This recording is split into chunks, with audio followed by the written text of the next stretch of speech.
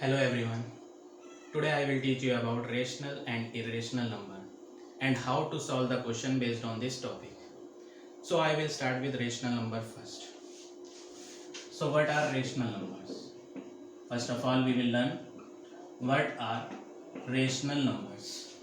So all those numbers that can be expressed in the form of a upon b.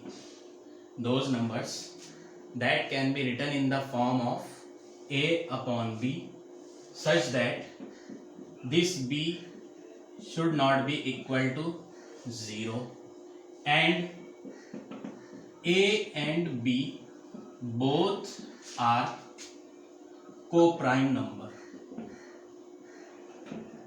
Co-prime means a and b should have common factor only one. A, that is a and b has common factor 1. So such numbers which have common factor only 1, then we will call those numbers co-prime number. So what are rational number? Those numbers that can be expressed in the form of a upon b such that this b denominator number should not be equal to 0 and a and b both are co-prime number. Co-prime means this a and b must not have any common factor except 1. Then such numbers are called rational number. Rational number we will denote with symbol q. How we will represent rational number? We will represent rational number with q. Now come to irrational number. What are irrational number?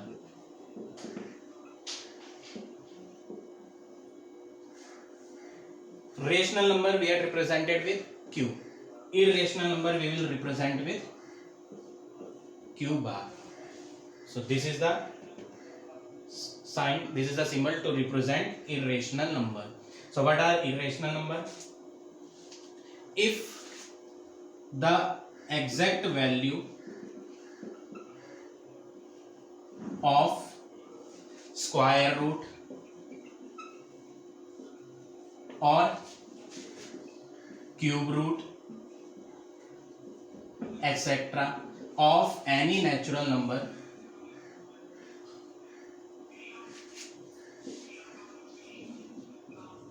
cannot be obtained. So such numbers are called irrational numbers. Let's take some example. Suppose I had taken root 4, square root 4. We can easily find the value of this square root 4. Square root 4 is equal to 2. So such numbers are called rational. Why it is rational? Because square root of 4 we can easily obtain, but the value of square root of 4 is 2. That's why this is called rational number, and we can represent in the form of a upon b also. We can take here 2 upon 1. So exact value of square root of 4 we had obtained, that is 2, and we can represent in the form of a upon b also. That's why this is rational number. Now let's take one example of irrational number. Suppose I will take square root of 3. If we will try to find the square root of 3, we will not get the exact value. Answer will be like this: 1.732 and so on. This answer will continue, it will not end. That means the exact value of square root of 3 we will not be able to find. That's why this square root 3 will called irrational number. So what are irrational numbers? Irrational numbers are those whose square root and cube root value cannot be obtained. So such numbers are called irrational number. Or one more point is there. This is the first point. Now one more point is there. All non-terminating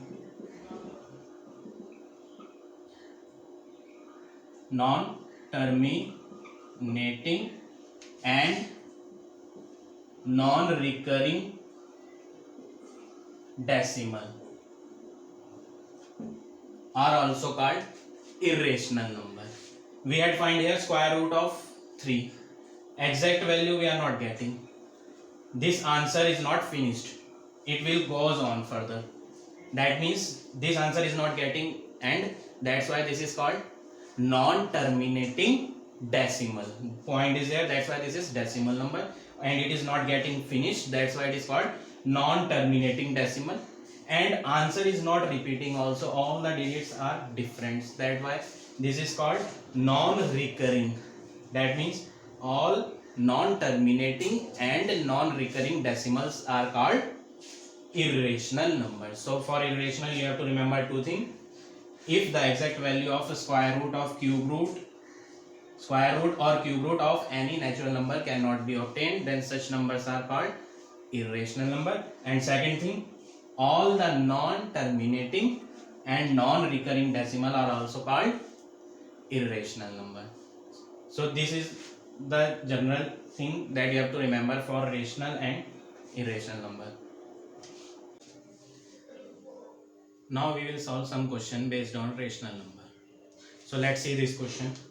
Question is, arrange all these numbers in ascending order. Also find the difference between largest and smallest and express that difference as decimal correct to one place. So first of all, what we have to do, we have to arrange these numbers in ascending order. What are those numbers? Minus 5 upon 9, 7 upon 12, 2 upon 3, 11 upon 18. So what will be the first step? First of all, we will take LCM of these denominators. LCM, we will get LCM of 9, 12, 3 and 18. We will get LCM 36.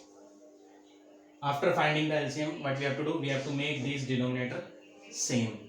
So what we will do? 9 4 ja 36. 4 into minus 5 we will get minus 20. 12 3 ja 36. That 3 multiplied with 7, 21. 3 12 ja 36. 12 into minus 2, minus 24.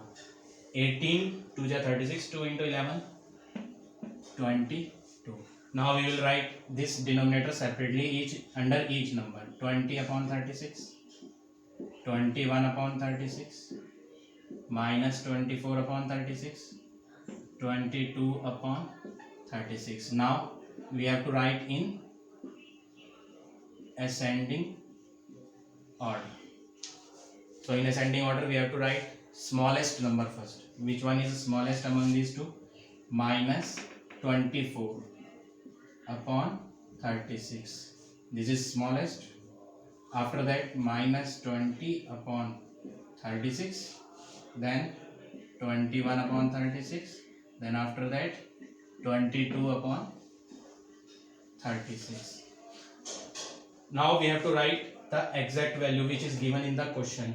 Minus 24 upon 36. Minus 24 upon 36 is the answer of minus 2 upon 3. Minus 20 is the answer of minus 5 upon 9. 21 upon 36 is the answer of 7 upon 12. 22 upon 36 is the answer of 11 upon 18. So this is the answer of this first part. We have to arrange in ascending order. So this we had arranged now in ascending order. Now next is also find the difference between largest and smallest. So now we have to find difference. So difference between largest and smallest. Which one is the largest number here? Largest is 11 upon 18 minus smallest number. Smallest number is minus 2 upon 3. So we have to write in bracket minus 2 upon 3. This minus is already given in the question. This minus is of difference. Now what we will do? 11 upon 18 minus and minus will become plus 2 upon 3. Now we will take the LCM of 3 and 18. So answer will be 18 only. Then 18 1 is 18. 1 into 11 will get 11. 3 6 is 18. 6 plus 2 12. So on solving it, we will get 23 upon 18. So this is the difference of largest and smallest number. Answer is 23 upon 18. Now he said express this difference as decimal. We have to change in decimal. So what we will do now? We will divide it. We have to divide 23 with 18 and we will get the answer 1.27 something. We have to round off also. He said we have to write up to one place of decimal. In order to write up to one place of decimal, we have to check the next number. After the first place of decimal, what is written? After first place of decimal, 7 is written. 7 is greater than 5. So what we will do? We will round off here. This is greater than 5. So what we will do? We will increase here 1. This will become 1.3. So this is your final answer of this question. So in this way you have to solve such questions. Now come to next question.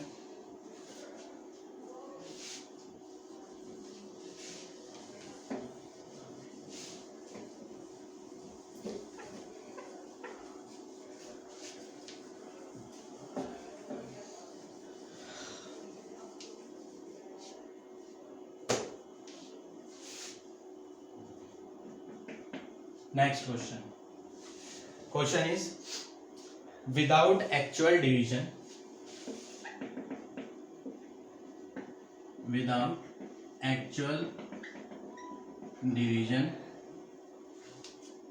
check whether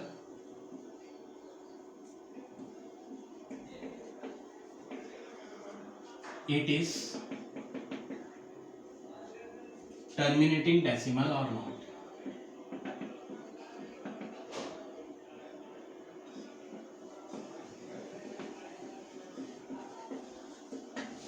And question is 17 upon 50. So what is the question? We have to check whether this is terminating decimal or not. This is a rational number. It is written in the form of A upon B. So it is rational number. We have to check whether it is terminating or not. So in such case, what you have to remember, if the denominator, what is written in the denominator? 50. That means if denominator can be expressed in the form of 2 raised to the power m into 5 raised to the power n. If the denominator can be expressed in the form of 2 power m into 5 power n, then it will be terminating. So what you have to remember, if we can change this denominator in the form of 2 raised to the power m into 5 raised to the power n, then we can say that this rational number is terminating decimal. So now we will solve this. What is written in denominator? 50. First of all, we have to find prime factor of 50. 2 25 ja 5 5 ja 25 5 1 ja 5. So prime factor of 50 is 2 into 5 into 5. That means 2 raised to the power 1 into 5 raised to the power 2. So this 50 we had represent in the form of 2 power and 5 power. So what do you have to write? It is expressed as 2 power m into 5 power n. So it is terminating decimal. So in this way you have to check whether the given number is a terminating decimal or not. Let's take one more example.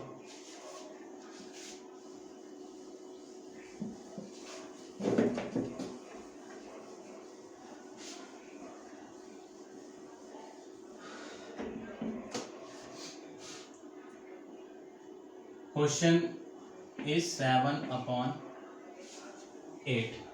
Here also we have to check whether it is terminating decimal or not. So in denominator what is written? In denominator 8 is written. First of all we have to find prime factor of 8. 2 4 ja 2 2 ja 4, 2 1 ja 2. That means 8 can be written as 2 into 2 into 2. That means 2 raised to the power 3. This is the answer. This is the prime factor of 8.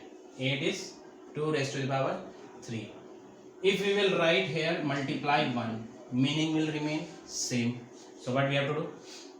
2 raised to the power 3 multiply 1, we have to add ourselves, because answer will remain, meaning will remain same. Now answer is not coming in the form of 2 की power m into 5 raised to the power n. So what you have to do? If we will change this one and we can write here 5 raised to the power 0. If the power exponent power of any number is 0, if the power of any number is 0, then the answer of that number is 1.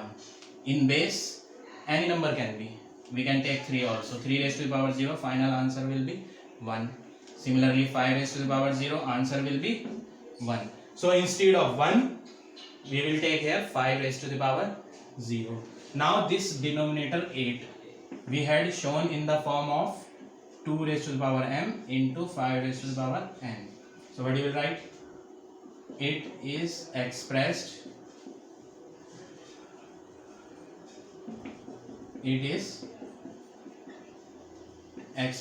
as 2 power m into 5 power n. So it is terminating decimal. So like this you have to solve all the question of the first exercise.